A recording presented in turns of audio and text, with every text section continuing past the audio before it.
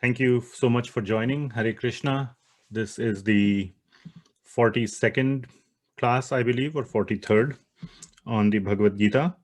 We are in the middle of chapter 18, and we will continue from where we left off. We left off at verse number 28 of chapter 18, so we will start from 29. Okay. Before we get started, let us recite the Mangalacharan prayers, which are in the beginning of the Bhagavad Gita introduction, Bhagavad Gita as it is. Okay. Om Ajnanatimirandhasya Jnananjanashalakaya Chakshurunmilitam Yena Tasmai Shri Gurave Namaha Shri Chaitanya Manobhishtam Sthapitam Yena Bhutale Swayam Rupa Kadamahyam Dadati Swapadantikam Vandeham Shri Guru Shri Yuta Padakamalam Shri Gurun Vaishnavamscha Shri Rupam Sagrajatam Sahagana Raghunathanvitam Tam Sajivam Sadvaitam Savadhutam Parijana Sahitam Krishna Chaitanya Devam Shri Radha Krishna Padan Sahagana Lalita Shri Vishakhanvitamscha Nama Om Vishnu Padaya Krishna Pristhaya Bhutale Srimate Bhaktivedanta Swami Niti Namine Namaste Saraswati Devi Gauravani Pracharine Nirvishesha Shunyavadi Paschatya Deshatarine He Krishna Karuna Sindho Deenabandhu Jagatpate Gopesha Gopika Kanta Radha Kanta Namostute Tapta Kanchana Gaurangi Radhe Vrindavaneshwari Vrishabhanu Sute Devi Pranamami Hari Priye Vanchakalpatarubhyascha Kripa Sindhubhya Evacha Patitanam Pavanebhyo Vaishnavebhyo Namo Namah Jaya Shri Krishna Chaitanya Prabhu Nityananda Shri Advaita Gadadhar Shrivas Adi Gaur Bhakta Vrinda Hare Krishna Krishna Krishna Hare Hare Hare Ram Ram Ram Hare Hare Srila Prabhupada Ki Jai. Okay, so we left off at text 28 in chapter 18, and we will start from 29. My hope is to get up to 55. That's my goal that I'm setting for myself. So 38, 48, 50. So about 27 verses, 27, 28 verses, and should be doable. So this is chapter 18, the perfection of renunciation, which is basically also the conclusion of the Bhagavad Gita. It contains the summary of all the instructions in the Bhagavad Gita. It starts off with the definition of sannyasa and tyaga. And Lord Krishna gives his understanding, I'm sorry, I take that back, not his understanding, but his declaration or his definition of what is sannyasa. And basically it is that one should not only renounce the fruits of the work, but one should renounce the fruits of the work, but not the work itself. So it's renunciation in work, not renunciation of the work. And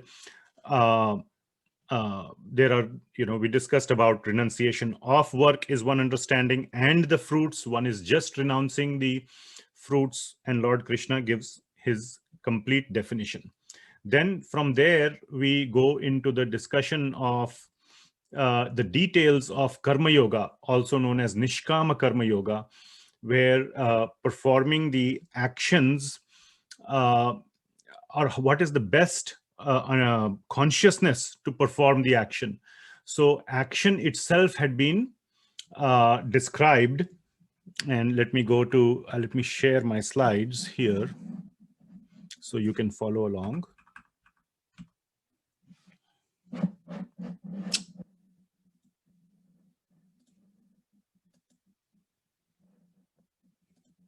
That there are 5 factors of action, and among them, 4 of the factors are related to ourselves, plus there is the factor of the super soul or the Supreme Lord, which is also one of the factors of action. So we can try only so much. Only if the Lord sanctions, then the actions will occur.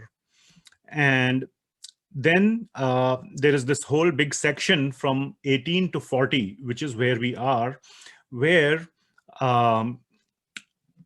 it is being described as to, among the factors of actions, Krishna is taking some of them and describing how to perform action basically, and what kind of actions to perform in the modes of goodness, passion, and ignorance. So from there we studied, let me go to this slide. So we looked at knowledge, karma, and karta. These are the 3 factors of, or within the action. These are the ones that cause action: the knowledge, the action itself, and the doer, karta. Now we will look into how the action makes further progress. So this is the arrow that you see, the journey arrow, how from knowledge action arises, which is done by the karta or the doer. Now we do understand we are not the only doer. That point is very important to remember, that we are not the only doer. Then from there we will go into, Lord Krishna makes this transition into the understanding or buddhi and dhriti, which is determination. So with proper understanding, the action needs to be done, and with proper determination. Both of those are also important. Just having the knowledge, the right kind of knowledge, the right nature of action, and with the right kind of person performing the action, the karta, it is also important that one does it with the right understanding or with the right intelligence and with determination. And then one gets the result of action, which is the 6th part, happiness. What is the final result of action is the ultimate happiness that one derives from performing that action. So this is the whole sequence, and we are right in the middle. We are here at verse 28, we finished, and verse number 30 starts the understanding or buddhi in the mode of goodness. Verse 29 is like an index verse where Lord Krishna is saying that the next 6 verses will be talking about these topics. So verse 29 is just going to be an index verse. Okay, so that's where we are. So verse number 29, we will start now. O winner of wealth, please, now please listen as I tell you in detail of the different kinds of understanding, buddhi, and determination, dhriti, according to the 3 modes of material nature. Okay, so Lord Krishna is going to describe buddhi and dhriti in the 3 modes. Verse number 30. And I'm going to go in English for some time, and then we'll transition to Sanskrit when we reach some of the more key verses a little later. So verse number 30. O son of Pritha, that understanding by which one knows what ought to be done and what ought not to be done. Pravrittim cha, nivrittim cha. So pravrittim means doing, and nivrittim means not doing. What is to be feared and what is not to be feared. What is binding and what is liberating is in the mode of goodness. So one need to have this intelligence. So in all these verses, as we are going through, you must remember one key thing. This is how we must understand Bhagavad Gita from the Bhakti Yoga perspective. Okay, now Bhagavad Gita, I'll just give a quick sort of, again, a little context, is to be used or is meant, Lord Krishna spoke it for all kinds of people. Not the Bhagavad Gita is used by bhakta, by devotees or those interested in Bhakti Yoga, but even those that are interested in Jnana Yoga or Karma Yoga heavily use Bhakti Yoga, heavily use Bhagavad Gita. But somehow or the other, they conveniently skip or forget the Bhakti Yoga portion of it. I don't know how or why, but they do that. And that's why Bhagavad Gita is very popular, even among the non people who are not very exclusively focused on Bhakti Yoga, even though the end conclusion of Bhagavad Gita is Bhakti Yoga. So the way to understand, so these verses as we see here are primarily for Nishkama Karma Yoga leading up to Jnana Yoga, very heavily.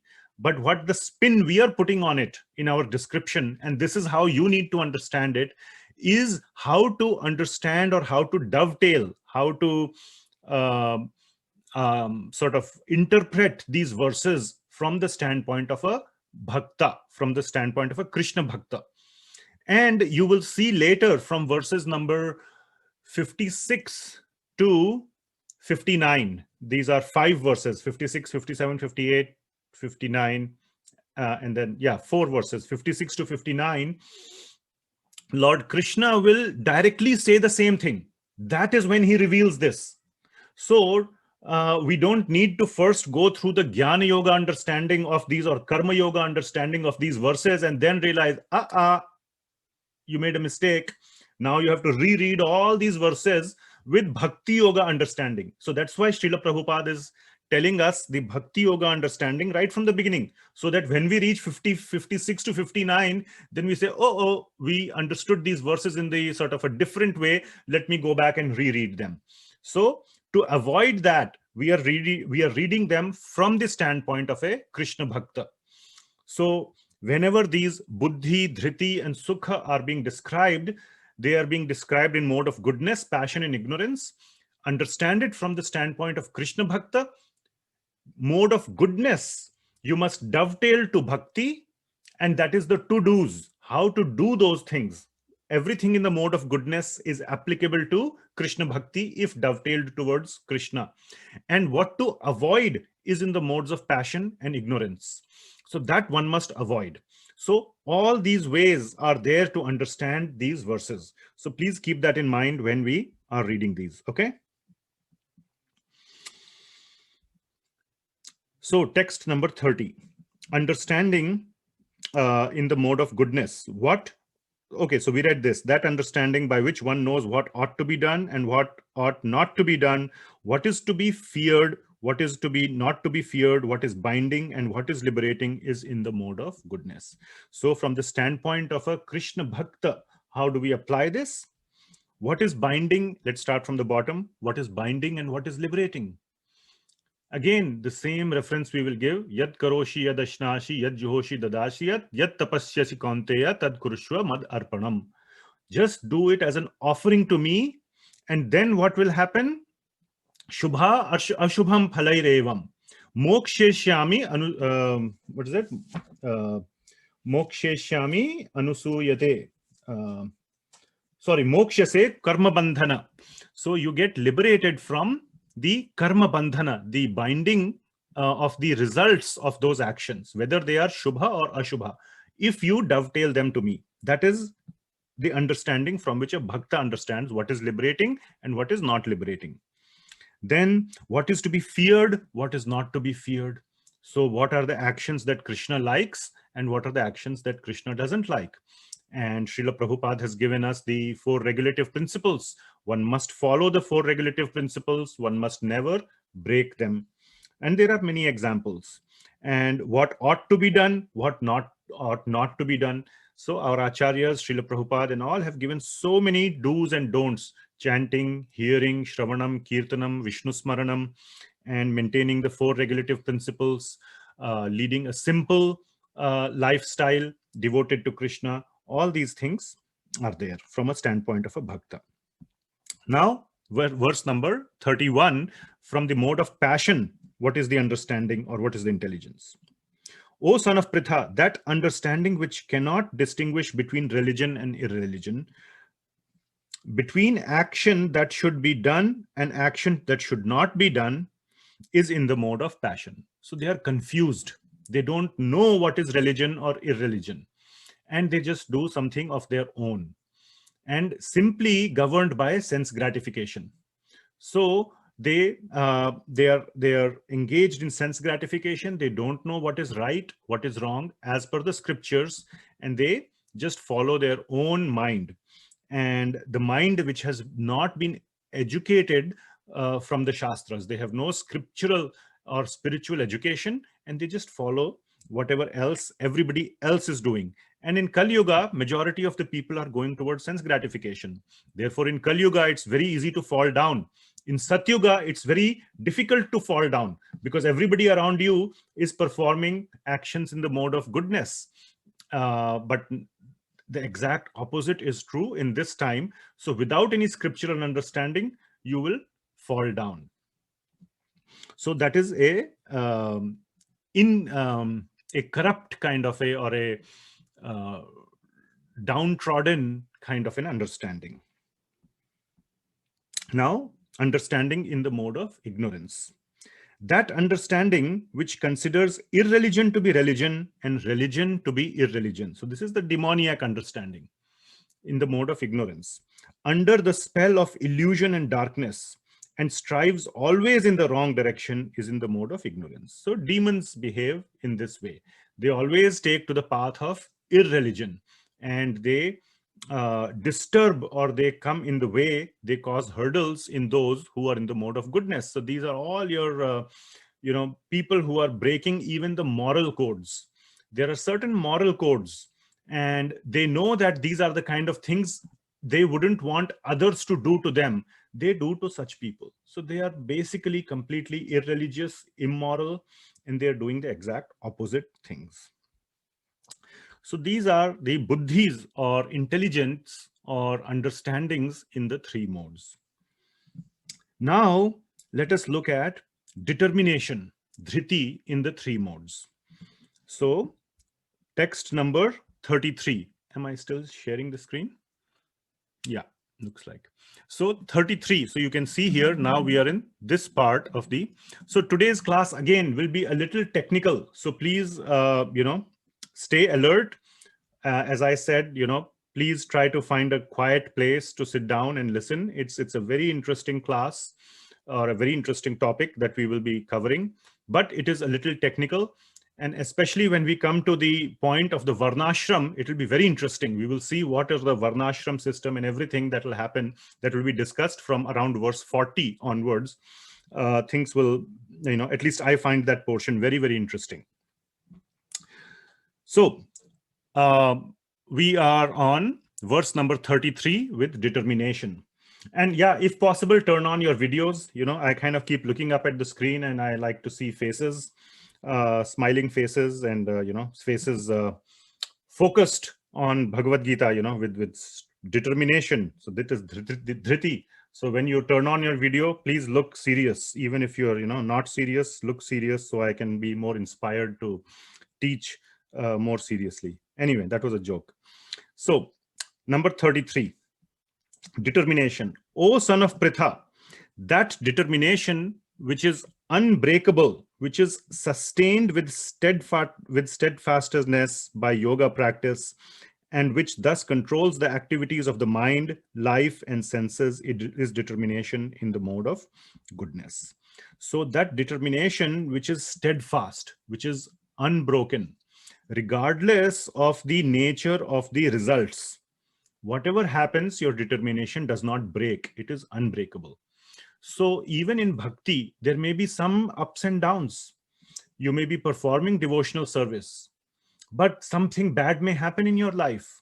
How does a bhakta respond to such things? By breaking his bhakti? That would not be in the mode of goodness. In the mode of goodness, we say it is unbreakable. It is steadfast, which means it is not shaken. So a bhakta realizes that if something bad is happening, Krishna is actually, that is reciprocation of Krishna. That is reciprocation of Krishna in two levels. There are two levels of understanding. One is a junior level and one is a senior level. And that also depends on what has happened. So at a junior level, the understanding is something even worse would have happened according to the law of karma. But Lord Krishna is very kind, and he has reduced it and is just giving me a token response or a token reaction. So let me accept this token reaction and continue my devotional service. That is the one level of understanding.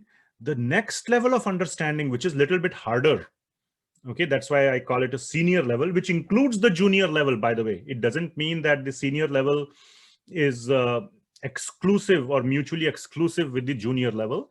The senior level also includes this previous one that I told, that it is just a token reaction. Plus, he thinks that this is Krishna's way to make me detached from the material world, from the material objects.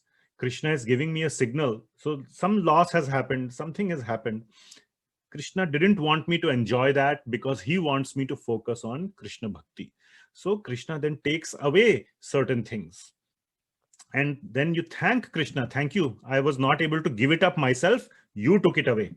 Like when your child is playing too many video games, and then the father, pulls away the video game. He turns it off. Then the child cries, but it is for the child's benefit. So after some time, the child realizes my father took it away for my benefit. But at that time, it feels painful. So like that, the child was not able to give it up on himself. Father is saying, come on, stop playing. You have been playing for 30 minutes. Enough. Now stop and go do your work. No, I will keep playing, keep playing, keep playing. After some time, the father takes it away for the benefit of the child. So one should not stop loving the father. Oh, he takes away my video games, so I don't love my father. No, that should increase the love for the father, because the father is caring. There are so many fathers who could be uncaring. It is possible that you let the child keep playing, and then he doesn't do his work. So that's not a very good father. So that's how a devotee thinks. Text number 34. But that determination, so this is now determination in the mode of passion. But that determination which holds fast, by which one holds fast to fruitive results in religion, economic development, and sense gratification, is of the nature of passion, O Arjuna. So one is those that kind of determination. I'm determined to get this sense gratification. So much determination is there for sense gratification. So you work very hard for sense gratification. 99% of us are in that category. We work very hard so that we can eat, drink, and be merry. There is this saying, work hard and play hard. But the correct way of saying it should be work hard so that you can play hard. That is the real mentality of the people. And that is purely a sense gratification statement. I want to work hard, that is the determination part, so that I can play hard, which means the goal is sense gratification. If I can have sense gratification without work, even better. But because I have to do work, I will do the work, but the end goal is sense gratification. So fruitive results. So even in religion, so many people come closer to God because they want something. And this we had covered in chapter 7 itself. There are 4 kinds of people, Krishna says, that come to me. Among those 2 are Artha and Artharthi, who want some benefits or who want to get rid of some problems. Artha means who wants to get rid of some problems, distressed. And Artharthi means who wants to get something. So basically, they are the ones who are there to make a deal with God. Now, Krishna says, fine, at least you come to me. Even for some reason you come to me, but hopefully there is a transition from there to something higher, to love of God. But in many people, especially in Kali Yuga, that transition does not happen. The whole life just goes away like a deal. People do not make the transition from this deal making to actual love. Just like between, let's say, father and child. Father keeps pampering the child. Child then, just uses the father like a banker. But that love may never develop. So we must always, if we are in this category of, and that is in the mode of passion, that is for fruitive results, you perform dharmic activities, you perform charity, you perform sacrifices, you may do those things, and you keep getting, you have learned the formula, dharma, artha, kama, dharma, artha, kama. That's the cycle. So you are doing dharma for the sake of kama, not dharma for the sake of dharma. Bhaktivinoda Thakur, again, I will say, describes these 4 steps. Why do we come close to God? The first step is fear. The second step is desire. The third step is duty. And the fourth step is love. So we are somewhere stuck between the bottom 2, fear or desire. Fear means what I have should not get taken away. So out of fear, I need to maintain my job, my family, my health, all those things to maintain what I already have so that I don't lose it. Bhaya. And then desire, kama or raga. So these 2 things are driving for some people who come close to God. Of course, there is a majority who doesn't even come close to God. So that is one category. But there are those who come to make a deal. That is in the mode of passion. One must rise above and come to the level of duty. That is the mode of goodness. And then love will be the transcending the mode of goodness, the 4th stage or the 4th level between fear, desire, duty, and love. The 4th one is bhakti. So this is determination in the mode of passion. And people do things in a very determined way, very, very determined way. Look at, anyway, too many examples are there, you can realize. Text number 35. And that determination which cannot go beyond dreaming, fearfulness, lamentation, moroseness, and illusion, such unintelligent determination is in the, O son of Pritha, is in the mode of darkness. So they don't do anything beyond dreaming. They just keep dreaming, and their results are also in dreams. They will eat, they will go on a vacation also in the dreams. They will have a good job, a good life, everything, success, all in the dreams only. And when they wake up, they are still in their, miserable state. So that is determination in the mode of ignorance. Okay. So there are so many examples in the scriptures for demons or demoniac people in these modes. And there are, of course, even more examples of devotees who are determined in devotional service. Look at the young boy, Dhruva, such a young boy, 5 years old. He was so determined. He is considered to be one of the best examples of determination. How he was determined to perform dhyana towards Lord Vishnu. But again, his initial motivation was to get a kingdom bigger than his father. But later on, it became purely devotional when he saw Lord Vishnu. We will cover that sometime in our Bhagavatam discussion, the story of Dhruva. But a very, very wonderful example of determination. Okay. So now verse number 36. So again, you will see verse number 36 missing from here because that is a index into 37, 38, 39. Lord Krishna is saying now the result. So this is all these things: knowledge, action, performer, understanding, and determination are leading up to the result of our consciousness or our work. It is leading up to what we get out of it. Ultimately, everybody is doing everything for some happiness. So what is that kind of happiness in the mode of goodness, passion, and ignorance? So this is the result of that. That is now coming in 37, 38, 39. So in verse number 36, Lord Krishna is saying that we will discuss 37, 38, 39. So it's just an index. So 36, index verse. O best of the Bharatas, O best of the Bharatas, now please hear from me about the 3 kinds of happiness by which the conditioned soul enjoys, and by which he sometimes comes to the end of all distress. So, how he enjoys or how he feels or obtains happiness, enjoyment, happiness, or sukham. That is the key word here. How he does, how he obtains sukha. So verse number 37, in the mode of goodness, very wonderful description is there. That which in the beginning may be just like poison, but at the end is just like nectar, and which awakens one to self-realization, is said to be happiness in the mode of goodness. So what is appears to be poison in the beginning and is nectar at the end.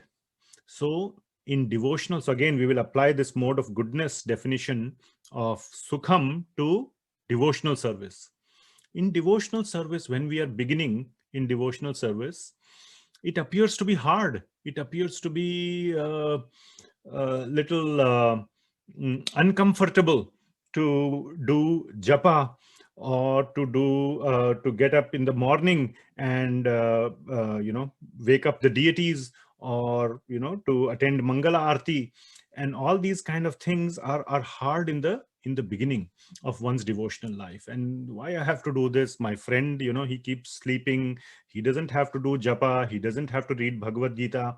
He doesn't have to do all these things. He doesn't have to give up eating meat, or keep eating in all these other nonsense places. And he's having so much fun. Why cannot I do that? So it looks little hard and uncomfortable and very difficult.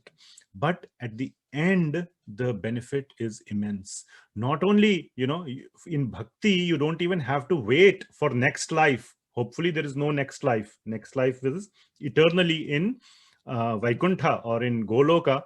But even in this life, one sees the huge benefits in bhakti.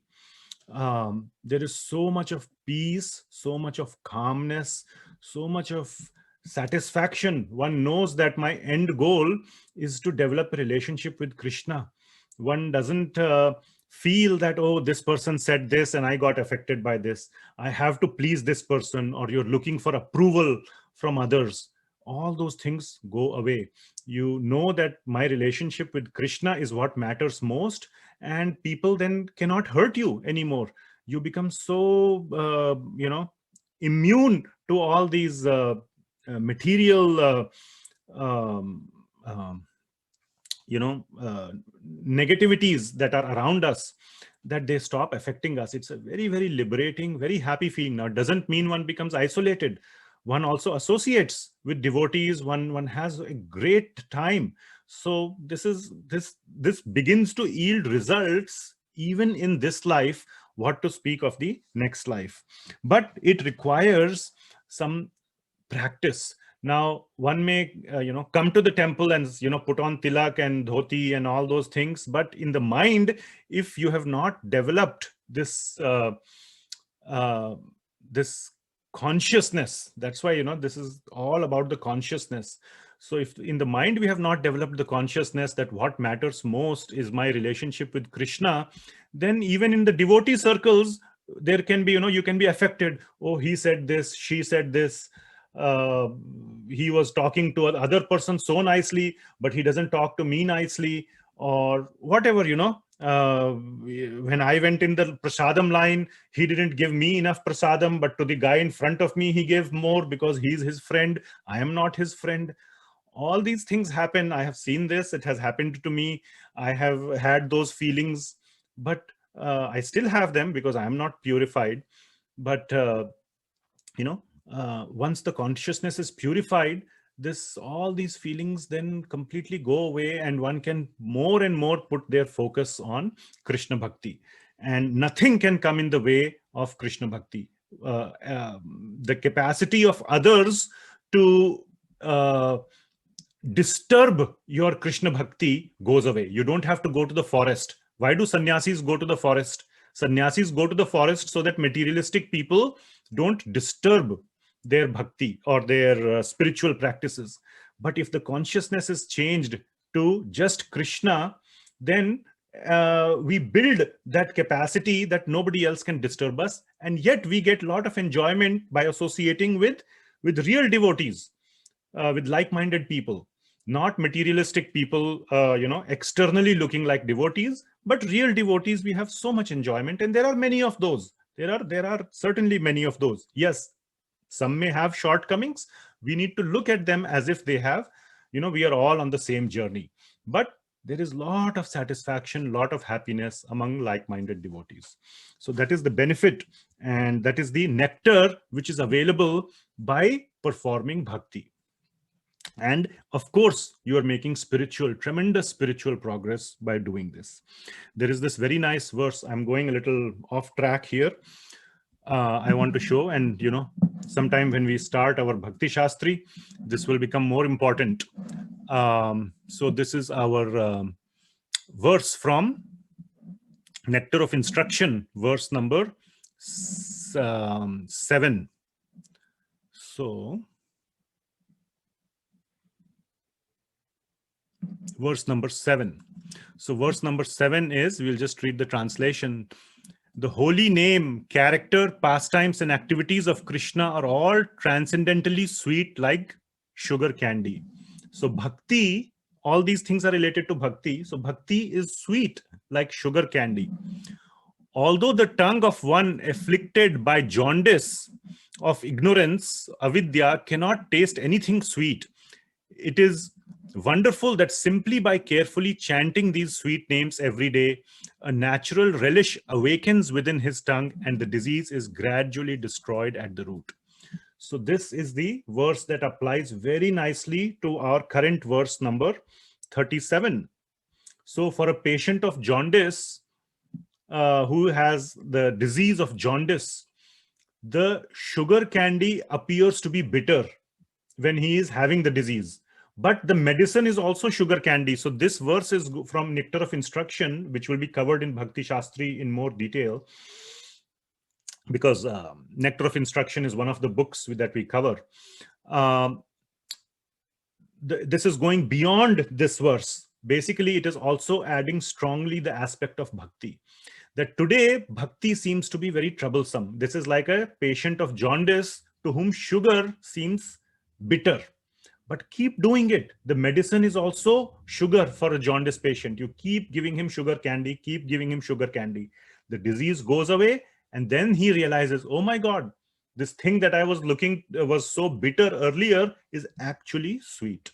Then he can enjoy the sweetness after the disease goes away. So similarly, this verse, it appears to be bitter in the beginning, but it is nectar in the end, or appears to be poison in the beginning, but actually it is nectar once the disease goes away. This is coming directly from Rupa Goswami. This verse is not mine or is not of anybody else. Directly from Srila Rupa Goswami, it is coming. So very, very important verse that establishes that bhakti should be performed even if it appears to be uncomfortable in the beginning. Don't stop it. Okay, so we will we'll go back here. So we were still at 37, happiness in the mode of goodness. Now 38, happiness in the mode of passion. So guess what? Happiness in the mode of passion is opposite, is reversed. That happiness which is derived from contact of the senses with their objects and which appears like nectar at first, but poison at the end, is said to be in the nature of passion. So which appears, right now it's very nice. I am just going and enjoying myself. I am like a diabetic patient. A reverse example. In the beginning, sugar is very, diabetic is little different from jaundice. Sugar is very nice in the beginning. He wants to eat sugar all the time, diabetic patient. But later on, what happens? He dies out of diabetes, severe diabetes. So the end result is not very good. But in the beginning, it seems to be very good. So you have to choose, what do you want? You want short-term results or short-term happiness, which is temporary, or you want eternal happiness, which is permanent. So that is the difference between mode of goodness and mode of passion. Number 39. And that happiness which is blind to self-realization, which is delusion from beginning to end, and which arises from sleep, laziness, and illusion, is said to be of the nature of ignorance. So neither it gives happiness in the beginning nor at the end. Completely, it is just full of misery. That is in the mode of ignorance. There are some people like that, for example, eating food. Now, diabetic patient, at least he eats sugar. So he feels happy temporarily in the beginning. But there are some people who eat bitter food right from the beginning. They have developed a taste for that. Somehow or the other, they have developed a taste. They will keep, tears will coming down their eyes and they are eating.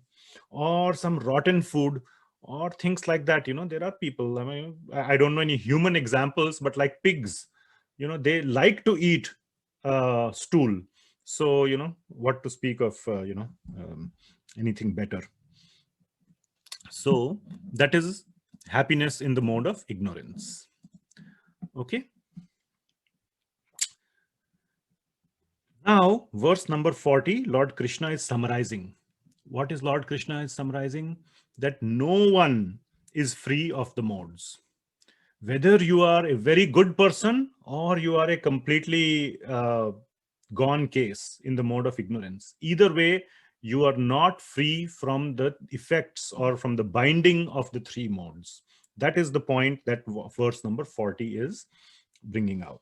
So I'll read the verse. There is no being existing either here or among the demigods in the higher planetary systems,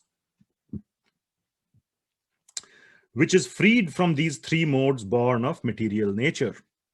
So there is nobody. So the point is that, of course, there may be a 1 in a million who is a Jivan Mukta.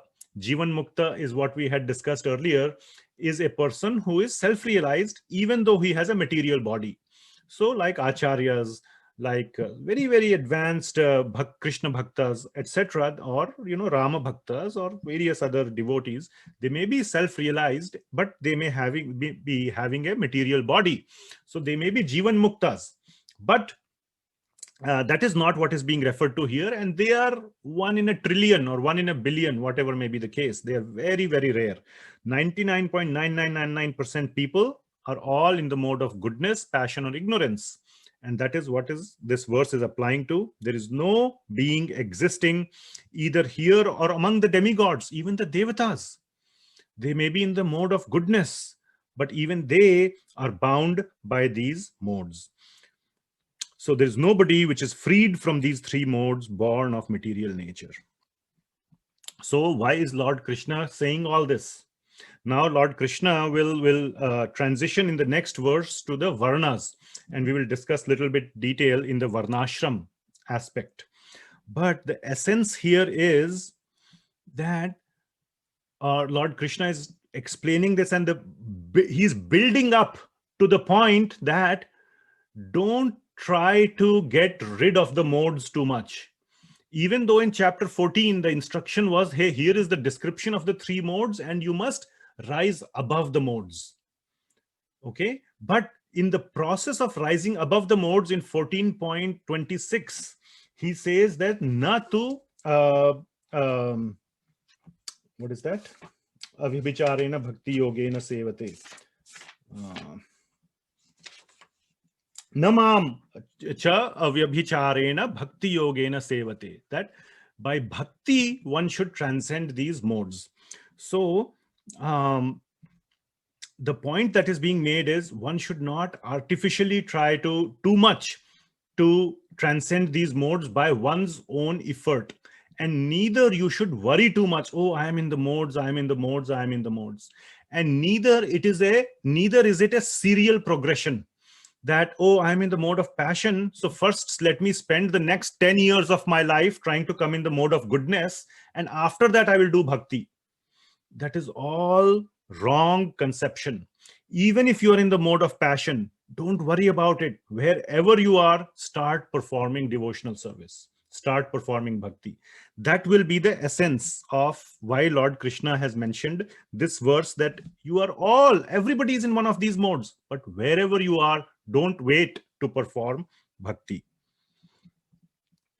So the essence is rising above the modes, just going upward in the direction of the modes. If you are in passion, trying to go into goodness is not the primary goal. It is a secondary goal, but it is not the primary goal. The primary goal is to do Krishna bhakti, even if you are in the mode of passion or in the mode of ignorance. Just do Krishna bhakti.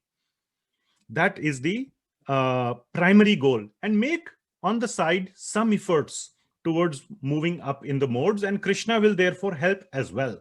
Both will happen. So you can put some effort and let Krishna do his magic. But the primary goal is not just to move above the modes and forget bhakti. That would be the absolute wrong conclusion from Bhagavad Gita. So that is what is going to come. And that is why Krishna is saying everybody is bound by the modes. Now, we have discussed, so I'm going to stop sharing here. Now, Lord Krishna will describe the varnas, the four varnas, Brahmana, Kshatriya, Vaishya, and Shudras, which are at a very, very general, there is a loose correlation between the four varnas and the modes, the three modes. Okay, but one should understand that whichever varna you are in, now, first of all, varnas are based on qualities and work, not by birth. And that will come out very clearly again. That came out in 4.13 as well. Chapter 4, Chatur Varnyam Maya Shrishtam Guna Karma Vibhagashaha. Based on Guna and Karma, the Chatur Varnyam, the four varnas have been created by me. And here, the same four varnas will be described, and it will be mentioned that they are by qualities. But again, Lord Krishna will say, regardless of whichever varna you are in, don't, if you are a Shudra, don't try to become a Brahmana. Try to become a Shudra Bhakta, a Krishna Bhakta while you are a Shudra. If you are a Brahmana, try to become a Krishna Bhakta while you are a Brahmana. Wherever, whether you're a Kshatriya, that's Arjuna. Arjuna is a Kshatriya, a very strong Kshatriya. Nobody can be a bigger Kshatriya than Arjuna. Lord Krishna is saying, continue to be Kshatriya and become a Krishna Bhakta. Okay, so that is going to be the essence. So he talked about these in the modes of goodness, passion, ignorance. Now he's going to talk in terms of varna. So you can see where in the modes you are. Oh, I am in the mode of, generally in the mode of passion, fine. Generally, I am like a Kshatriya, I am like a leader, I am a manager, or I am a Shudra, I am just a worker. Worker means who just follows instructions. I am told to do XYZ, I do XYZ, like an engineer. Most engineers are Shudras, because they are told, hey, you do this, this, this, I will do this, this, this. So we will see who are Shudras and all, but or Vaishyas or Brahmanas or Kshatriyas. But wherever you are, perform Krishna Bhakti. That is going to be the end result. So we will see that.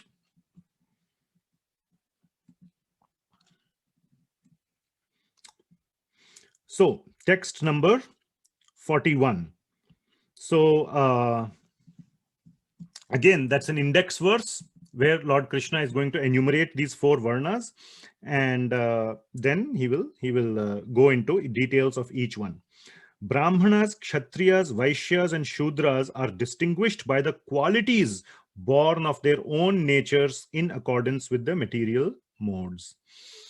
O chastiser of the enemy. So here we will see two things, karma and swabhava.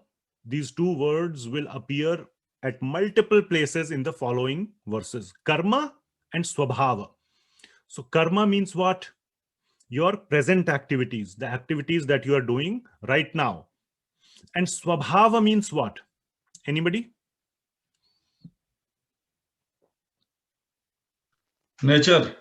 Nature. And how have you got your nature? What is the source of that? Past conditioning. Exactly. Correct words. Exactly what I was looking for. Past conditioning.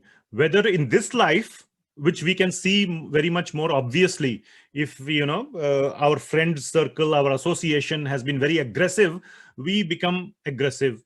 Or if our family situation, etc. Plus past life as well, that we cannot see, but it is there. So that whole past conditioning comprises of previous lives plus whatever has happened in the past in our present life. So that becomes our swabhava, or that gives that influences our swabhava plus karma. So these two things govern the varna. So again, it is based on guna and karma. Guna means modes, the goodness, passion, ignorance, and karma means your activities. Now, swabhava, you don't have any present control on. You don't have any control on your past lives. Neither you have any control on the past in your present life. Do you see what I'm saying? Whatever has happened has happened. When you were a child, whatever upbringing you had, you cannot go back and change it. But karma, you can change. So through our changing of karma, we can change our future swabhava. And that means, so I'm now a little bit going into the description of the Varnas. The Varnas can change. So Varnas are not permanent because your quality can change. So just like, a person who is not a doctor, if he studies hard, goes to doctor school, medical school and all, he can become a doctor. So it is purely meritocracy. It is a meritocratic system, the Varnashram. So you can go from Shudra to Vaishya to Kshatriya or Brahman. It is very much possible. And we will cover some examples, some situations as we go along these verses. Okay. All right. So Lord Krishna has said there are these 4 varnas based on your swabhava and karma. That's what has been said so far. Now let us talk about Brahmanas, the Brahmana varna. Brahmana is the one of the varnas. So Lord Krishna is describing these, I think there are 6, 1, 2, 3, 4, 5, 6, 7. So Shama, Dama, Shamo, Damas, Tapah, Shaucham, Kshantir, Arjavam, Evacha, Jnanam, Vijnanam, Astikyam, Brahma, Karma, Swabhavajam. So this is the qualities of the Brahmanas that are being described. Shama, Dama. Shama means peacefulness. Dama means self-control. Srila Baladev Vidyabhushan describes this. Shama also means internal, controlling your internal senses. Which is the primary internal sense? Quiz question. And it also happens to be the most important sense organ. Mind. Very good. Mind. So Shama usually refers to controlling the mind. And Dama is controlling the external sense organs, which we know we have 5 knowledge acquiring sense organs and 5 work performing sense organs. So controlling those, Shama, Dama. So Brahmanas control those. Then Tapa, austerity, Shaucham. Okay, I won't go into the word by word. We have discussed these so many times. Shama, Dama, Tapa, Shaucham, Kshantir. Shanti is tolerance. And then very important is Arjavam. Arjavam, Srila Prabhupada here is translating as honesty, but in other places in chapter 13 and chapter 14, both places, and chapter 16 also, this word Arjavam has come. And there the translation has been simplicity. So honesty, simplicity, same thing. In fact, at one of the places, very, very important, at least I remember this, and I hope I don't, so far I haven't forgotten it, but Srila Prabhupada has given a definition of simplicity. Anybody remembers what is that definition of simplicity at one place? We have covered that couple of times in our class. Transparent and straightforward. Transparent and straightforward, or telling the truth even to an enemy. Yes. So, okay. So that is real simplicity. So simplicity, honesty, being very simple, not having any duplicity. So this is a quality that devotees must absolutely, absolutely develop. Being simple and trust Krishna that he will take care. Just say the truth. If somebody asks you, just say the truth. There is no harm, whatever may be, from little things to big things. Just speak, just speak your heart. Now, it also doesn't mean that one should, one should speak the truth, which is pleasing in a pleasing manner. So all those things also should be there. But we generally try to be more hidden or conceal things or be duplicative, manipulative, what to speak to this person for my benefit, what to speak to that person. None of those things. Oh, if I say this, it may come back and bite me, or so many things may be there. Krishna will take care. One must be very simple hearted. People should be able to see through us like glass, like perfect glass. They should be able to see through us. They should be able to read our mind. Our mind should be like an open book. Okay, that is the meaning of simplicity. Very important and very hard to develop, but it comes by dependence on Krishna. Once we know that nothing, Krishna will protect us. Nothing anybody can do to us. Whether we be simple, tell the truth or not, nothing anybody can do. Krishna is our supreme protector, then we will have no problem. we can always be very simple and speak the truth. Okay, Jnanam, Vijnanam, and religiousness.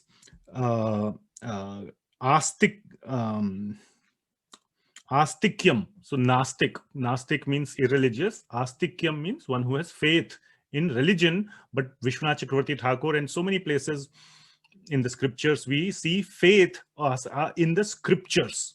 Scriptural faith is the faith that is stressed by all our acharyas. Faith in scriptures. When the word faith comes, it should, in your mind, you have been attending Bhagavad Gita classes for so long, automatically it should translate to faith in scriptures. This will be one of your Bhakti Shastri questions. When we say faith, what does it mean? Faith in filling the blank. The answer should be not faith in God, not faith in truth, not faith in bhakti. All those are right answers, but the real right answer is faith in scriptures. Faith means faith in scriptures. It should directly come out in your mind. Prabhuji, you are leaking the questions. Yeah, no problem. This is a sample. Every time in this modern world, we have to give samples, right? So Yeah, okay. This is a sampling. Even in Baskin Robbins, you get sampling of the ice cream, right? So free questions, yes. All right, so where are we? Brahmanas. So these are the qualities of the Brahmanas. I'm looking at my notes to see that.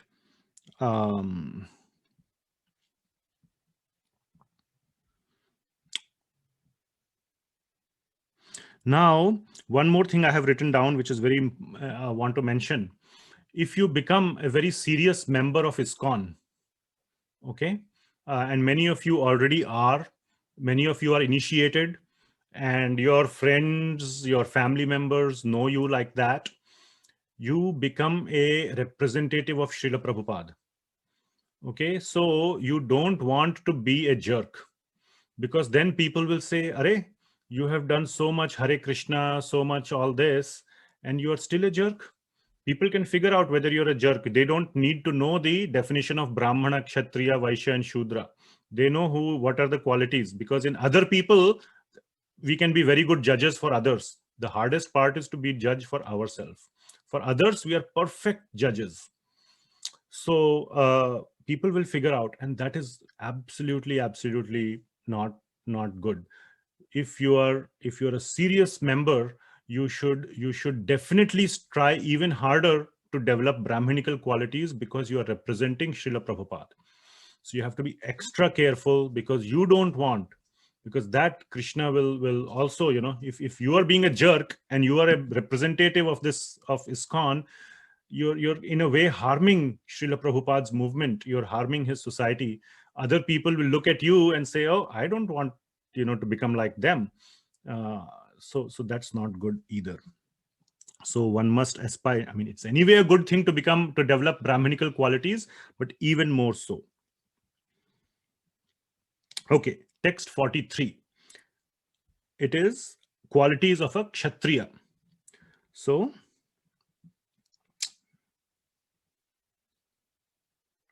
Shauryam tejo dhritir dakshyam yuddhe chaapi apalayanam danam ishvara bhavascha kshatram karma swabhavajam. So Kshatriya, in the previous verse there was Brahma, which is referring to Brahmana. This is Kshatriya, karma swabhavajam. So again, karma and swabhava are coming. Even in the previous verse there was karma and swabhava. What are some of the qualities of Kshatriyas? Heroism, power, determination, resourcefulness, courage in battle, apalayanam. They don't do palayan. They don't run away from the battle. They stay in the battle even if it leads to death. Apalayanam, courage in battle, generosity, leadership. And leadership is, the Sanskrit is Ishvara Bhava. Was listening to I like to listen to other people's Bhagavad Gita, understanding, even the ones who are giving wrong interpretation. They give Ishvara. Oh, you can become Ishvara. Come on, my friend. It's not Ishvara, it's Ishvara Bhava. They forget, very conveniently, they think people are idiots. so they won't read. And many of the Bhagavad Gitas only contain English translations. They don't contain the Sanskrit. So even if you want, write in your hand, you just say, oh, Ishwara, I can become Ishwara. No, it's not about Kshatriyas becoming Ishwara. It's about Kshatriyas developing Ishwara Bhava, which means Ishwara, the contextual understanding of Ishwara is to become a controller. Now, Ishwara means the Lord and he's the supreme controller, but Ishwara Bhava means having a controller mentality. That is a Kshatriya, like a manager, like a boss. So they like to control things, control people, especially managing people. So that is the lordship or the Ishwara mentality, Ishwara Bhava. So that Bhava word is important. Are the natural qualities of work for the Kshatriya. So it is all about, so by the way, Brahmanas are all about managing ideas. Brahmanas manage ideas. This is again from Chaitanya Charan Prabhu. Very nicely, he puts words and gives very nice conceptual understanding. Brahmanas manage words, ideas, I'm sorry. Kshatriyas manage people. So controllers of people, leading people. Vaishyas manage animals and cows, animals and money. And we will see Krishi, Goraksha, and Vanijyam. So they manage animals and money. And Shudras manage matter, which means they are just executioners. They execute stuff. So they manage matter. So they work with matter. So anyway, that's a very nice way to understand. So Ishwara Bhava is all about controlling people. Now, obviously the good Kshatriyas, there are good Kshatriyas and bad Kshatriyas. Good Kshatriyas control people, not like a boss. They don't boss around, they control, or they try to lead. In English, there's a better word, leading people, leading rather than bossing around. So leading means with compassion to accomplish a common goal. The goal is not their own personal sense gratification or pride or glorification, but to accomplish a shared goal, they lead people. So in bhakti, also one can be a Kshatriya and lead people. There can be, there is so much of management work required in bhakti. You can organize Sankirtan, you can organize various activities in a temple. There is temple management, all those kind of things. They're all Kshatriya related activities. To spread Krishna's message, it requires a lot of organization, lot of leadership is needed, and Kshatriya Bhava or the Kshatriya Swabhava can be dovetailed into Krishna Bhakti. There is no problem in that. Okay, so that is Kshatriya. Now, verse number 44. Lord Krishna is describing the qualities of Vaishyas and Shudras in single verse. First line is towards Vaishyas, A and B, C and D is towards Shudras. So, text 44, Krishi Goraksha Vanijyam Vaishya Karma Swabhavajam. So again, karma and swabhava of the Vaishyas. Paricharyatmakam karma Shudrasya api swabhavajam. So, what is the karma and swabhava of a Vaishya? Krishi, Goraksha, and Vanijya. Goraksha, very, very clearly. It is mentioned, Raksha means to protect, cow protection. So again, people say, where are cows mentioned in Bhagavad Gita? Where is it mentioned that we cannot eat meat? Patram pushpam phalam toyam yome bhaktya prayachiti. Fine, Krishna is saying, I want to eat these things. But where does it say I don't like cows? Right here, Krishna is saying, if Vaishyas are supposed to protect the cows, go Raksha. So why would you kill the cows when Lord Krishna is saying the whole job of this Varna is to protect the cows? So Go Raksha. Anyway, Krishi means agriculture, Go Raksha, and Vanijya means business activities. So is the karma and swabhava of a Vaishya. And what is the swabhava of a Shudra? Paricharya. Paricharya means serving others, the above three classes, Brahmanas, Kshatriyas, and Vaishyas. So they are just serving them by executing. Now, in our understanding, now just I want to explain this, Shudra has become a bad word. Oh, he's a Shudra. Abe, tu to Shudra hai. So Shudra is like a, bad thing. It is absolutely not a bad thing. Like in a corporate, I will just give you the example of a corporate scenario. You need engineers, you need salespeople, you need managers, and you need thinkers, right? Now, have you ever seen a company, an engineering company without engineers? Huh? Has anybody seen? Please raise your hand. A company that builds some engineering product without engineers. You would be crazy to say that, yes, there can exist such a company or such a, corporation. And the largest majority, the largest population is engineers, because you actually need people to do something. Okay, so they are the Shudras, because Shudra means they are serving the above three classes. If they don't build the product, what will the salesperson sell? Salespeople are like the Vaishyas, the business people. If they don't, there is no product to sell, the salespeople will go home. Okay, if there are no people, who will the leadership manage? Nobody is there to manage. Ideas, all the distinguished engineers, the high top level fellows in principal engineers, or this engineer, that engineer, they are the thinkers, so to say.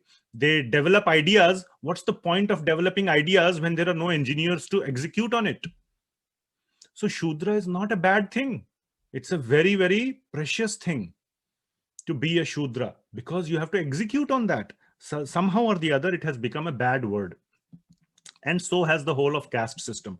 But that is not the objective of Bhagavad Gita. Okay, so Shudra just means a follower. You're following. So you are not developing new ideas like a fellow or a distinguished engineer. You are executing on the specs that have been written by them. You are writing the code, or you're developing the models and all those things. So you are not the one coming up with new ideas, but you are executing the ideas that have been come up by the Brahmanas. Okay, and very, very important to execute. So all four Varnas have their respective place in the society, in the Vedic society, and all four are highly respected. So Shudra should not be considered as a downtrodden, looked upon as useless. That is not the case. And in Bhakti, also all four are equally important. Very, very important, all four of them.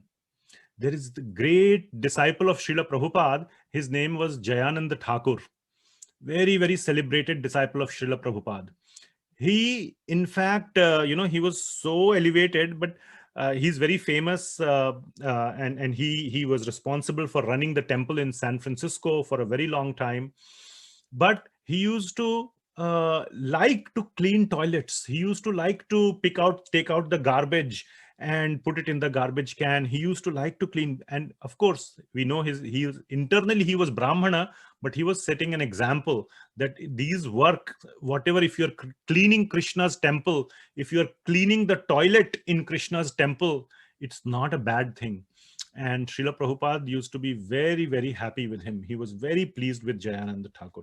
And we can discuss more about the glories of Jayananda Thakur at some other time. But he demonstrated, and Srila Prabhupada demonstrated by his extraordinary liking of Jayananda Thakur, that Shudra activity in Krishna's service is as respected as a pujari who is doing direct deity worship on the altar. There is no difference. Srila Prabhupada has said so many times. Okay, so, and sometimes you go up the ladder from Shudra. Engineers, for example, become managers, become leaders, whatever may be the case. So you can go up the ladder as well. So that is that's all is possible.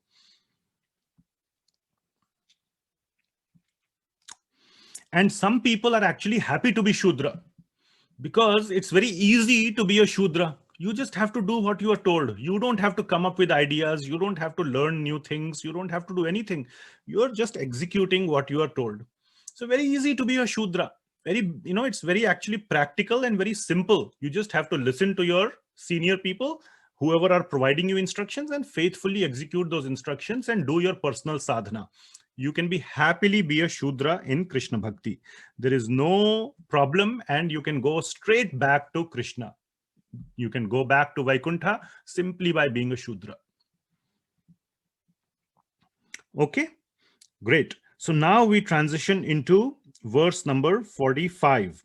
So 45 to 50 are 6 verses that are establishing this connection of sannyasa or the modes of nature, the varnashrama, to self-realization or bhakti. So technically in 45 to 50 and even up to 53, we will talk about self-realization only, or Krishna talks about self-realization only, that how these lead to, or by being in your mode without changing who you are, without artificially trying to become a Brahmana when your swabhava is that of a Shudra. I'll just do my work. I don't want to come up with new ideas. I don't want to lead people. I don't want to have a business, or I'm not an entrepreneur. I will just do what I am, what my swabhava is to do my work. Still, you can go towards self-realization. Now, we will give the spin during these verses 45 to 50 on bhakti.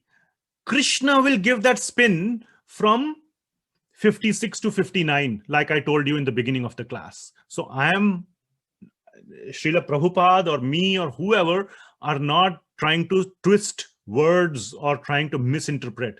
We are just trying to show the final conclusion earlier. Krishna will very strongly, when we reach 56, 57, 58, 59, those 4 verses, you will yourself see how strongly Krishna says, instead of doing all this mode of goodness and Kshatriya, Shudra, doing your work, trying to change your work, don't bother.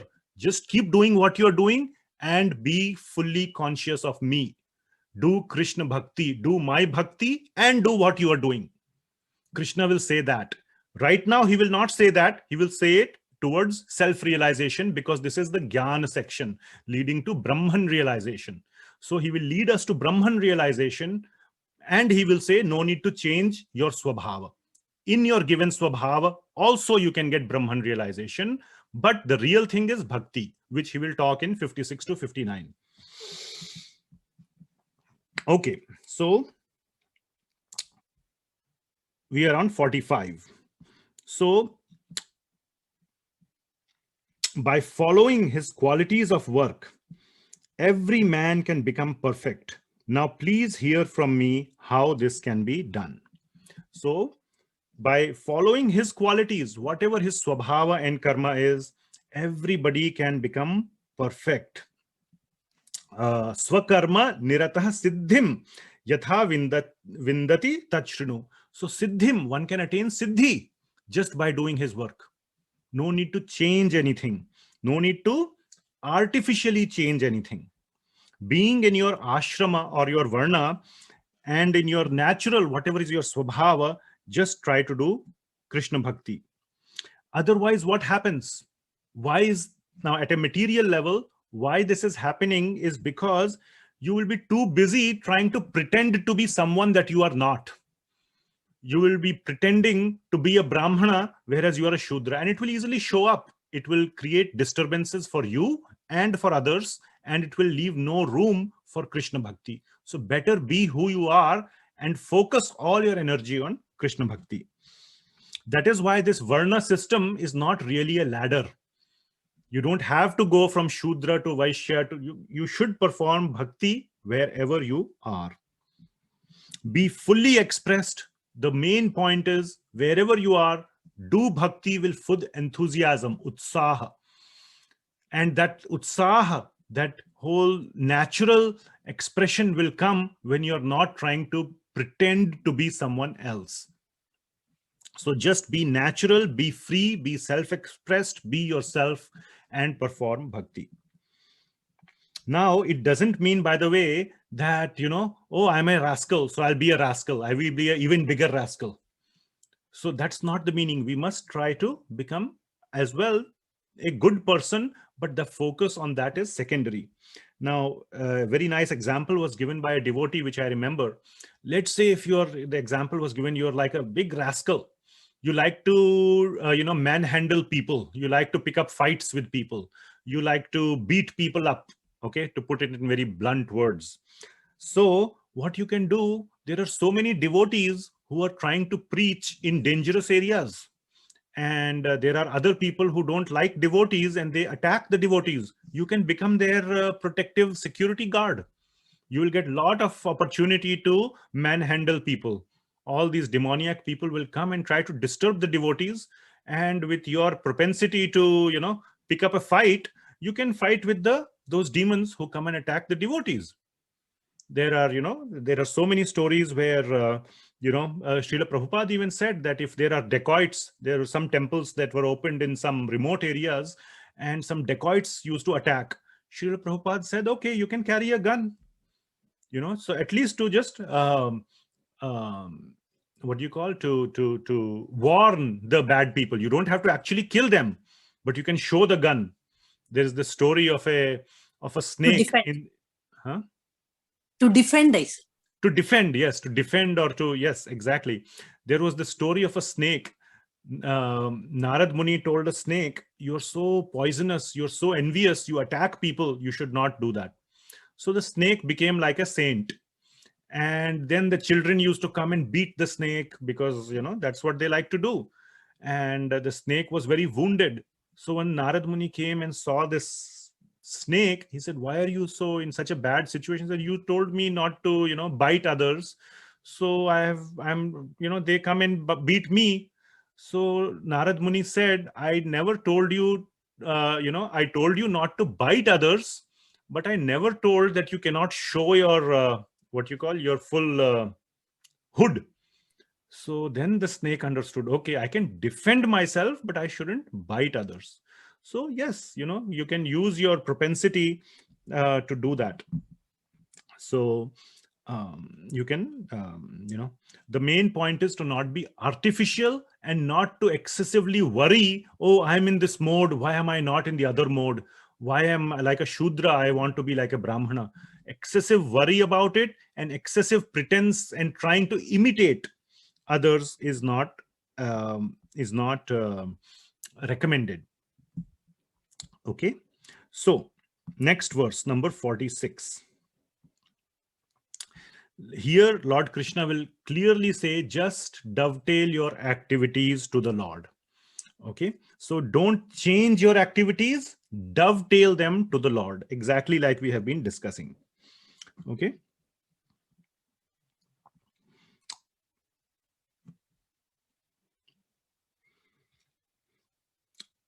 So text number 46. Yatah pravrittir bhutanam yena sarvam idam tatam swakarmanatam abhyarchya siddhim vindati manavaha. So a lot of important points are there. The translation by Srila Prabhupada is, by the worship of the Lord, who is the source of all beings and who is all pervading, a man can attain perfection through performing his own work. So keep performing your own work. Swa karmana tam abhyarcha siddhim vindati manavaha. You can attain siddhi. Siddhim vindati manavaha. Man can attain siddhi by doing his swa karmana. But how you should do swa karmana? By worship of the Lord. Okay, by worship of the Lord. Now, the question is, and this is a quiz question for all of you to wake you all up and to churn your minds, to exercise your minds. Where in this verse is it written by worship of the Lord? I couldn't find it. Where does it say by worshiping the Lord, a man can attain perfection? Because that's the main point that is being discussed. Wherever you are, do Krishna Bhakti, but here Krishna Bhakti is not there, but worship of the Supreme, that Brahman, that point is being mentioned. Where is that worship of the Supreme coming here?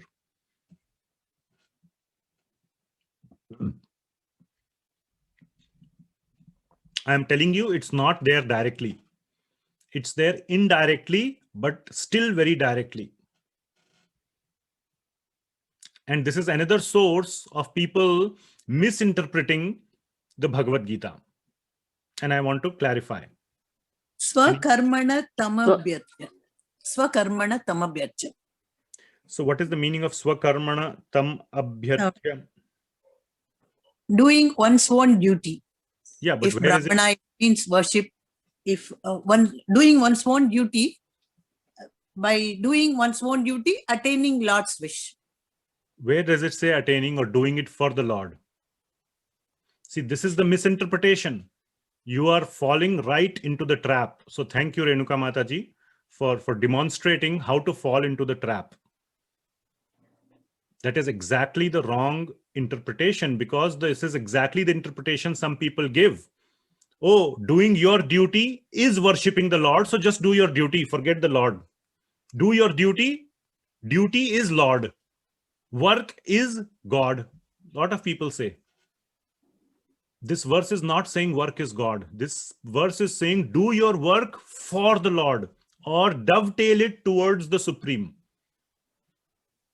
The Supreme is absolutely there. Those other misinterpreters keep saying just do your duty. And that is as good as worship to God, which means mode of passion. That was exactly mode of passion. Just do your duty. Of course, there is a result also, but that is worship of God. So let me answer. I think there is some, anybody else? Okay, so let's look at this verse. Now you need to understand, now Srila Prabhupada has already translated this. Who is the source of all beings and who is all pervading? Let us look at the Sanskrit.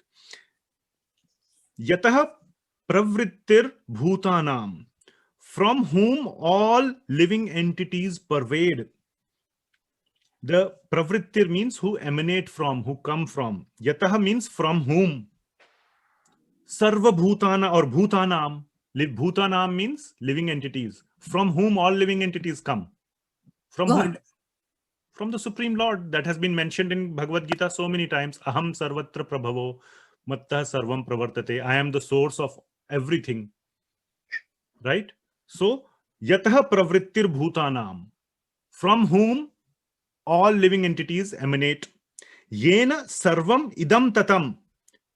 Who is present everywhere. Sarvam idam tatam. Or by whom everything is pervaded. Who pervades everything? Him only again. The Lord. Or if God. you are not a bhakta, you would say Brahman. Brahman pervades everything. That supreme absolute truth pervades everything. Correct? Sarva karmana tam abhya archya. Archya means what? Archana. Doing archana means doing worship. Tam abhyarchya. To that person. Tam means to that. So that is the reference to A and B. That means that who is pervading everything, from whom everything comes or everyone comes. To him I am doing archana through my swakarma. So I am dovetailing my karma to that Supreme. Okay, so karma is not God.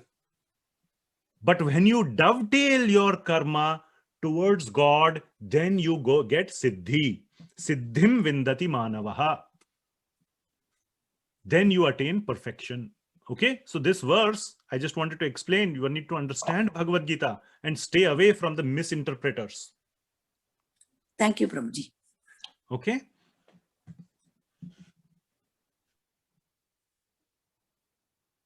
People say work is worship. You can do all the work you want, but if you don't dovetail it towards that Supreme, you won't get siddhi. You can keep claiming work is worship, you will stay where you are. But if you dovetail that work to the Supreme, then it is worship. Archa.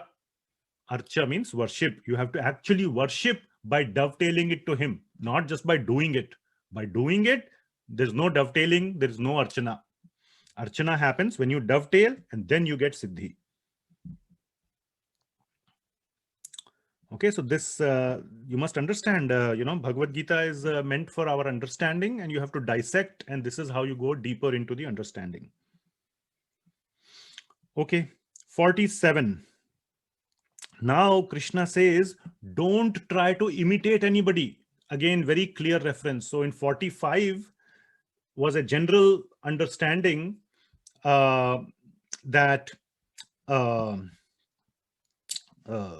by simply doing your own work, you can become perfect. 46, the understanding was how to do that by dovetailing your activities to the Supreme. And 47 is talking about Don't imitate others. Be who you are. So, Shreyan swadharmo vigunaha paradharmat swa anustitat swabhava niyatam karma kurvan napnoti kilbisham. Translation: it is better to engage in one's own occupation, even though one may perform it imperfectly, than to accept another's occupation and perform it perfectly. Duties prescribed according to one's nature are never affected by sinful reaction. So duties performed out of your own one's nature and by dovetailing it to the Supreme, they are never affected by sinful reactions. So I'm taking that part, dovetailing to the Supreme, from the previous verse. Just the previous verse Krishna is mentioning, so you cannot ignore that. Okay, so the key difference here is difference between artificial imitation and improvement. One must improve, but one must not imitate. So there is a difference. You must try to improve, but don't just try to imitate, which means do a quantum jump. Try to take small steps towards that. Okay, and this improvement will come right in the next two verses, that you must try to improve. In 49, Krishna will say, give up your attachments.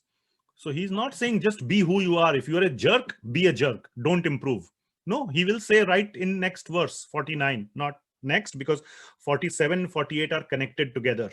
So after that, in 49, Krishna will say, you must try to give up your attachment. So that is improvement.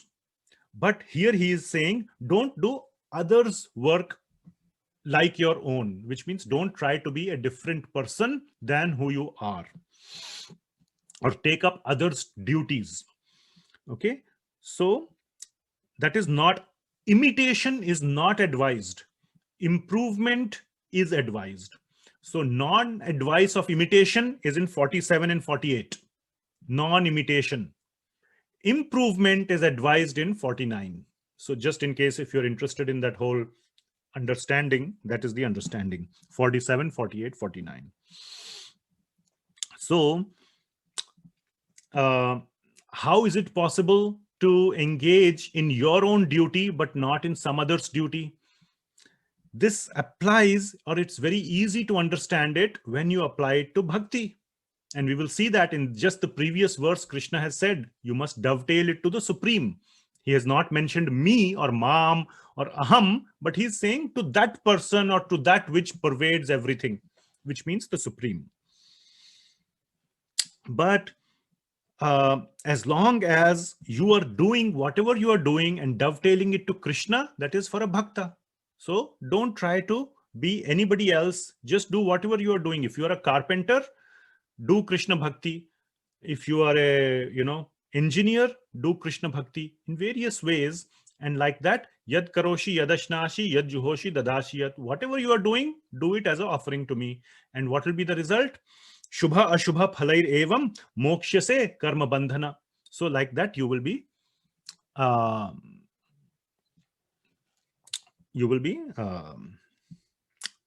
liberated from the reactions. So that's what Krishna is saying here.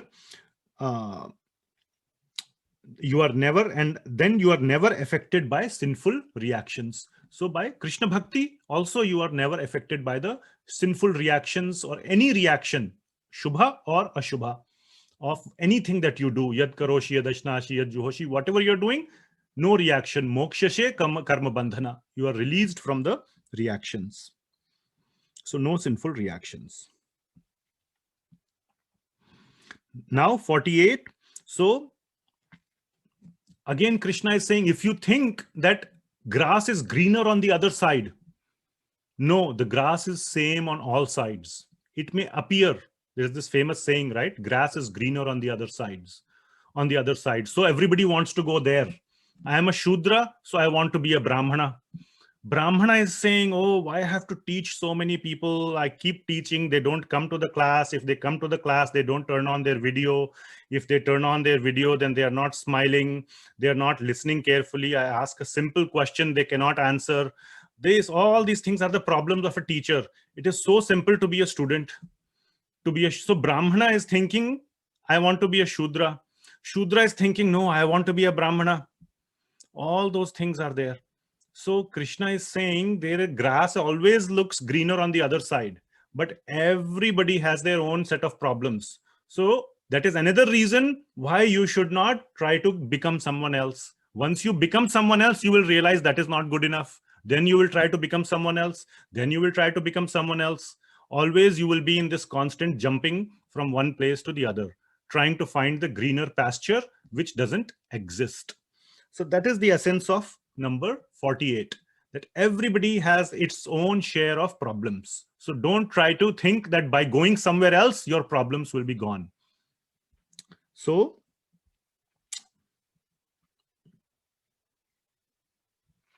every endeavor is covered by some fault.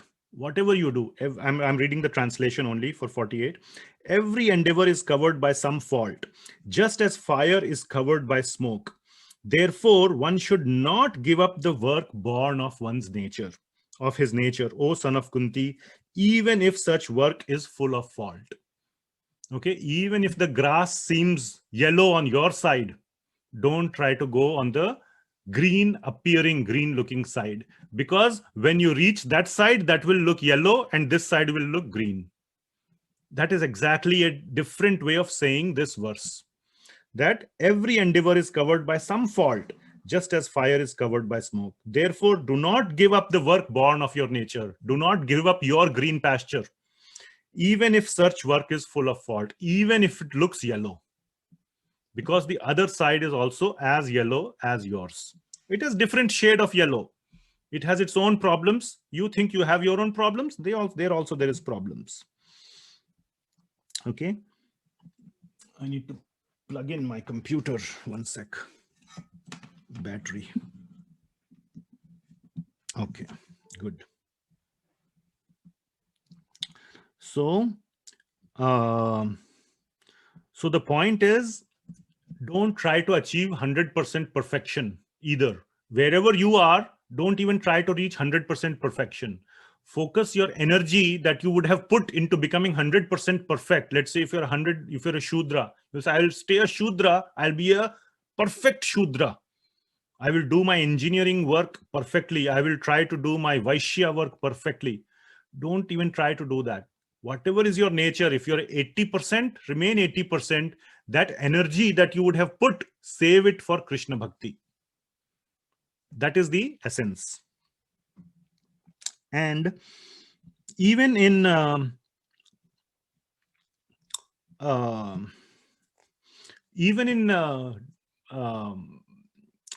devotional life, there can be so many things. I am not doing my japa very properly. I am not able to do Ekadashi Vrat properly. I am not able to do this properly. I am not able to do that properly. Don't even feel like that. Just focus on your own bhakti. And one more point. So wake up. Okay. So we are now in this Varnashram system discussion. Another point is, don't think, oh, he's doing so nice japa. Why cannot I do it? Oh, on Ekadashi, he only takes fruits. I take all these nice things like, whatever, aloo curry or all these other exotic things made for, oh, he's such a simple person. He knows all these shlokas. I cannot even recite one shloka. No. In bhakti also, I have to become perfect. I have to become as perfect as the other bhakta. No. In bhakti also, no comparisons. There should not be any comparison. Okay, you don't know, he may be only, good at reciting shlokas, but he may be eating so much, sense gratification for prasadam, for sense, partially for so many things can be there. There is no perfect devotee. There are perfect devotees, the acharyas, but my point is, there should not be any comparisons in bhakti either. Don't try to compare yourself. We are all bhaktas are on their respective journey. Some may be a little bit ahead, some may be a little bit behind, some may be here, there, all those things. So don't have these feelings that I am not as good as him or her. Okay. But also you must take some time to reflect on where you are and try to improve compared to your current baseline. Definitely you must try to do that. Don't try to imitate somebody else. That was the main point. Don't try to become like someone else. Our acharyas, guru, have given us a clear path that you must go from here to here to here. And guru can give personal instructions as well. Okay, you have done this. Now you can try this. Now you can try this. His instructions will be different from person to person to person. So just make improvements based on your own situation. Don't get into this business of comparing, and don't disrespect others. If others are behind you, don't disrespect them. Are you cannot even do that. See what I am doing. Also a big no. Okay, so in bhakti, all these statements, how to not do someone else's work but yet continue to do your own, and this difference between improvement and imitation, if you take out bhakti from this whole picture, it becomes a little confusing and hard to understand. But when you look at these verses from the standpoint of bhakti, it's very easy to understand. Our path as Krishna Bhaktas is very straightforward, very clear. These verses make a lot of sense. But outside of bhakti, I have seen other interpretations of Bhagavad Gita. They go to great lengths to twist and turn these verses and make them make sense. But they, unless they are very eloquent or, they twist words really well, it's very hard. But in bhakti, things are very straightforward, which Krishna has already revealed. And he will reveal again in no uncertain terms in verses 56 to 59. Always remember that. Those are the verses. Using that lens, you must understand the rest of this chapter. How to dovetail all of this for Krishna. Okay, so much on this verse 48. Now 49 is improvement. You must try to improve. So Krishna is not saying just keep sitting on your laurels and don't improve. So you must improve. And from a non-bhakti perspective, the understanding of this verse 49 is the stage of perfect sannyasa. This is the stage almost to the point of attaining Brahman realization. So 49.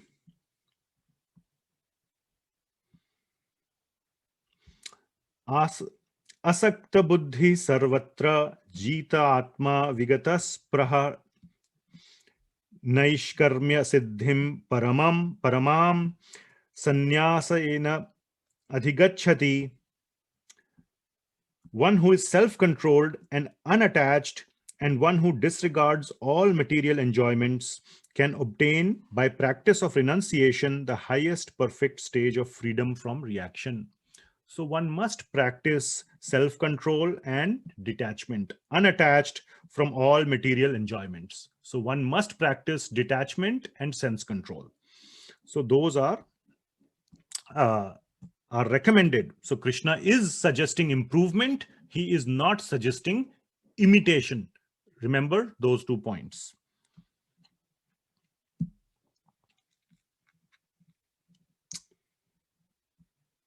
Now, again, on imitation, like in corporate world also we see, some people are very good engineers.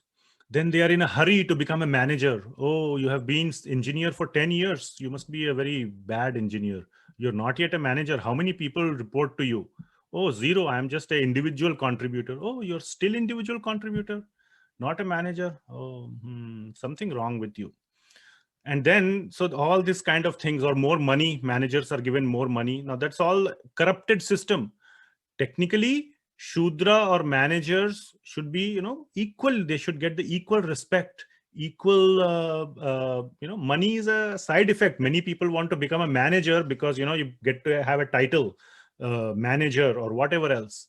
So either it could be your pride, your for sake of money, glamour, or to get away from doing Shudra work because you don't even want to do any work. All you want to do is just boss around people.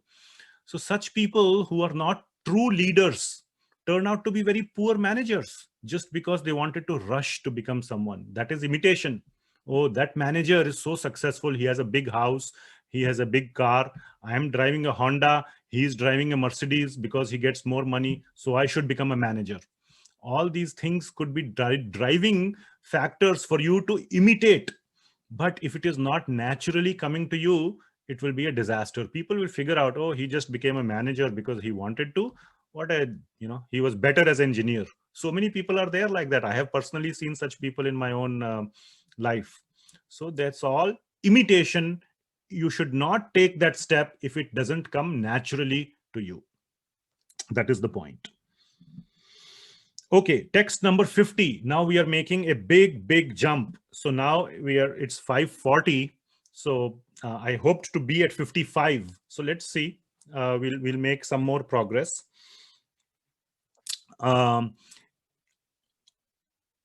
50 is a big jump into now self-realization. Now all this, Krishna will say, will connect it to from material growth, trying to come to the mode of goodness, trying to be a good person, to self-realization, to the Brahman realization, which is also spiritual. So from the stage of perfect sannyasa, complete detachment, etc., to Brahman, to actually becoming liberated. Okay. So everything that we have seen so far was providing the eligibility, the qualification for getting liberated. Now will come the state of actual liberation of Brahman. So number 50 is also a index verse to the next 3 or 4 verses. 51 to 53 are a joint set of verses.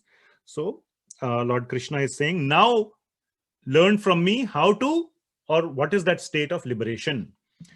So 50. I'll just go with the English. O son of Kunti, learn from me how one who has achieved this perfection can attain to the supreme perfectional stage, Brahman, the stage of highest knowledge, by acting in the way I shall now summarize. Now, acting here doesn't mean acting like an actor, by acting as in like by being. So don't misinterpret, okay? So we'll go to the next stage, which is the Brahman stage. So this is the Brahman stage, 51 to 53. This is clearly a description of a person who is in